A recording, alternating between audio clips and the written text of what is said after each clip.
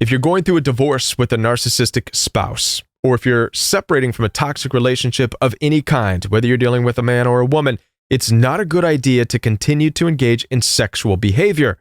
Listen, when it comes to sex and violence in a toxic relationship, one does not negate the other. As a matter of fact, when you deal with narcissistically abusive people, oftentimes sex is a doorway that can allow violence. And this is the danger. Let's talk about this. My name is Kevin, and this is The Royal We. Now, before I continue with this very important message, I do want to let you know that I'm here to support you. Down in the description box, you'll find access for one-on-one appointments with me. I do take telephone calls as well as video calls through Zoom, FaceTime, and WhatsApp. So if you're looking for some coaching to get you through a very difficult decision, head on down there and make that phone call right now. Also, I do have a coaching program. My coaching program is live and in person each and every day, Monday through Friday. The Royal We community is based on coming together, holding each other accountable to go no contact, stay no contact, break the trauma bonds, move into 2023 toxic free. So if you're looking for accountability in your life to make this happen, get down there, get registered. I would love to see you in class. Now, before we get into the danger that sex can open up the doorway to in a very toxic relationship with a narcissistic person, I want to talk about two of the main reasons that I come across as a coach as to why people, maybe yourself, continues to allow sexual activity to take place in an abusive relationship that you're so desperately trying to get away from. The two most common reasons that I come across are this. Number one, well, there's three, right? The first one is that sex is good. Okay, fair enough. Let's put that aside. We all know sex is great. Sex is fun. Okay. But the first reason is an attempt to grab onto what you believe the relationship used to be, trying to find that happy place, right? Before it became abusive, when in reality, the relationship was always abusive. It's just that in the beginning, chances are the sex covered it up. If you're having sex or opening a door to have sex in a toxic relationship because it's reminiscent of a time earlier in the relationship, well, that tells you what the relationship always was. It was always just a distraction. You see, on a side note, narcissistically abusive people, by the way, are so aggressive to start having sex early on. I've made a video talking about this, and I will repost that video right there for you to watch later. But basically, they have a very short window of opportunity in which to get supply from you. This is why they pursue sex so aggressively, because they realize that given enough time of getting to know each other, you wouldn't have anything to do with them. They'll lose the opportunity. So they rush you into sex, which then starts to become a distraction in the whole relationship. A distraction from what? A distraction from really getting to know each other. So the foundations at the beginning of the relationship is primarily just sexual activity, right? Until all the acrobatics of that wear themselves out, and then you have to get to know the real person, and then the violence and the hostility starts, and well, it snowballs, and here you are watching videos on narcissistic abuse because you're in an abusive relationship.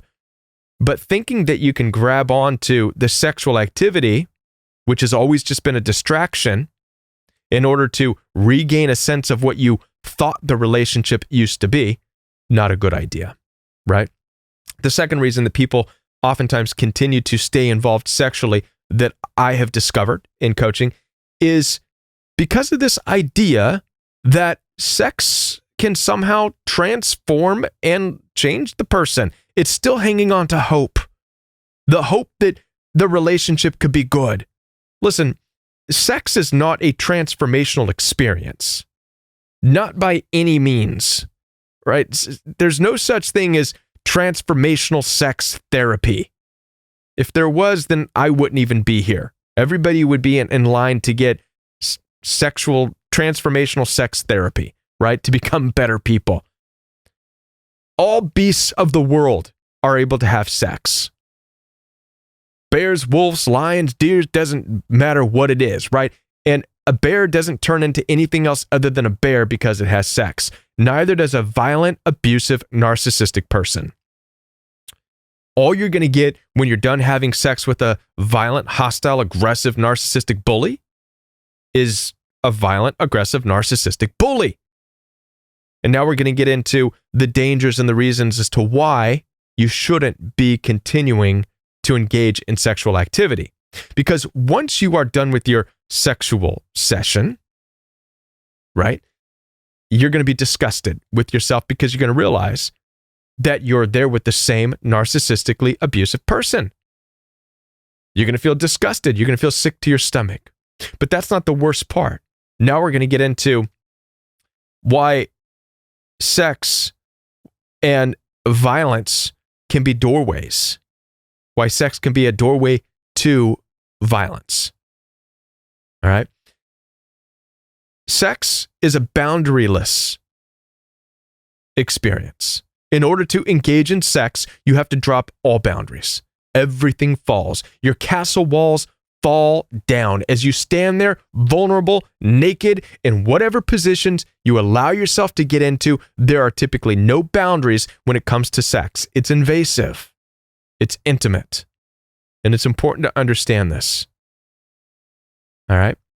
Because there's something else that is boundaryless, and that's violence, and that's aggression, physical violence.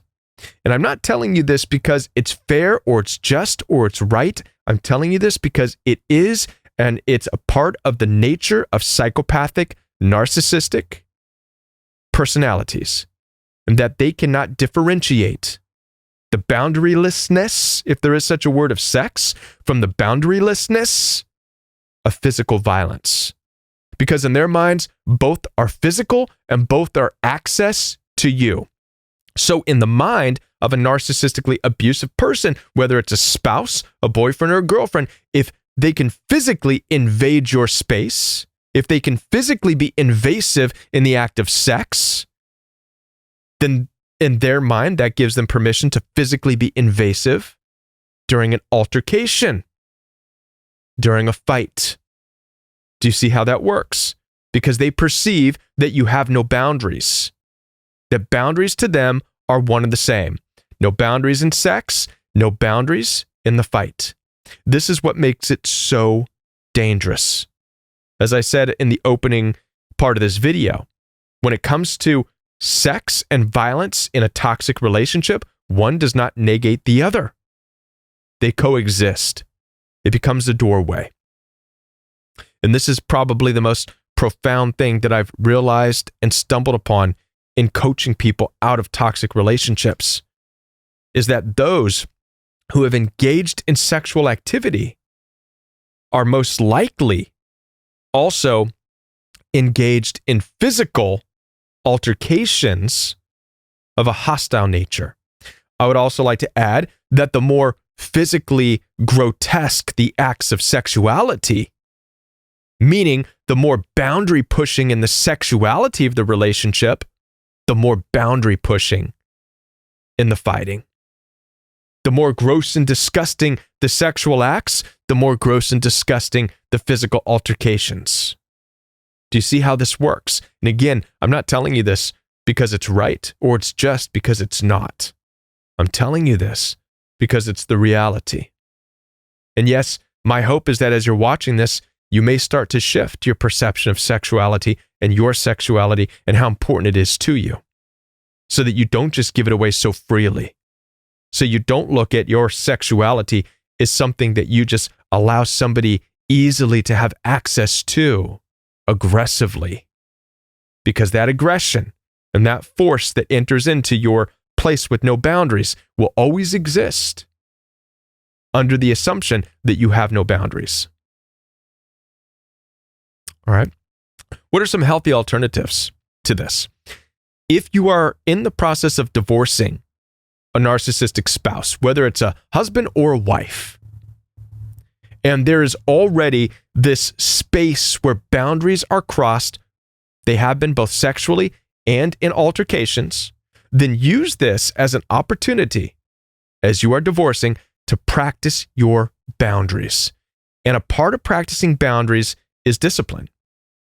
It's you being able to say no Again, boundaries are not about narcissistically abusive people. You're not telling them how to be and how to live, blah, blah, blah. No. You're telling yourself. So it's actually, boundary setting is the art of discipline. You're telling yourself, no, I'm not going to have sex with that person. Okay? And watch this. When you say no, here's what you're signaling to an abusive personality. You're saying, you cannot touch me. That's a boundary.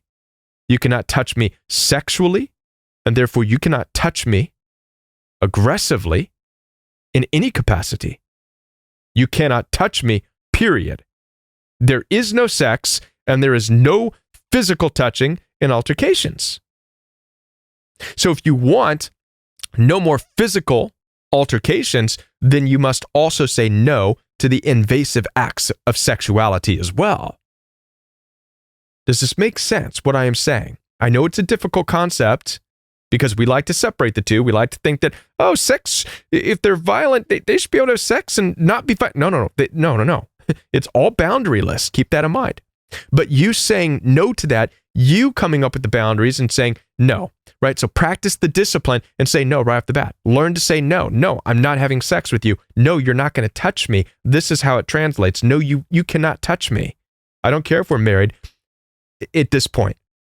If you are in the process of going through divorce, absolutely not. I will not be touched. I don't care if you're dating, and it doesn't matter how good the sex felt as a distraction in your life. It doesn't matter.